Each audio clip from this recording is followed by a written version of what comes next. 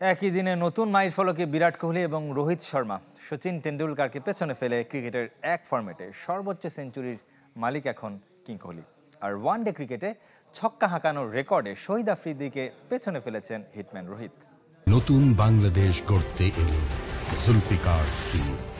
Zulfikar still, ইস্পাত দৃঢ় অঙ্গীকার। ঘরের মাঠে আরও একবার কোহলি ম্যাজিক। বর্ণিল ক্যারিয়ারে অর্জনের খাতায় যোগ করলেন আরও এক রেকর্ড।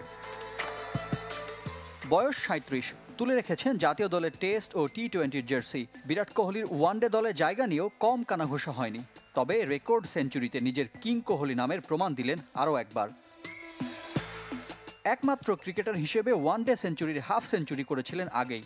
তবে ক্রিকেটের নির্দিষ্ট ফরম্যাটে 100-এর রেকর্ডে স্বদেশী সচিন তেন্ডুলকারের 51 টেস্ট সেঞ্চুরির সাথে যৌথভাবে ছিলেন শীর্ষে। এবার ছাড়িয়ে গেলেন লিটল মাস্টারকে।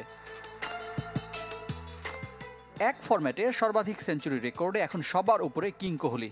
তালিকার পরের দুই আসন কিংবদন্তি সচিনের দখলে। শীর্ষ 5-এ বাকি দুই নাম প্রোটিয়া কিংবদন্তি জ্যাক ক্যালিস ও অজি ক্যাপ্টেন রিকি পন্টিং। শুধু তাই নয়, ঘরের মাঠে সর্বাধিক 25 সেঞ্চুরি ও ওয়ানডে ফরম্যাটে দক্ষিণ আফ্রিকার বিপক্ষে সর্বাধিক 6 সেঞ্চুরির মালিকও এখন বিরাট কোহলি।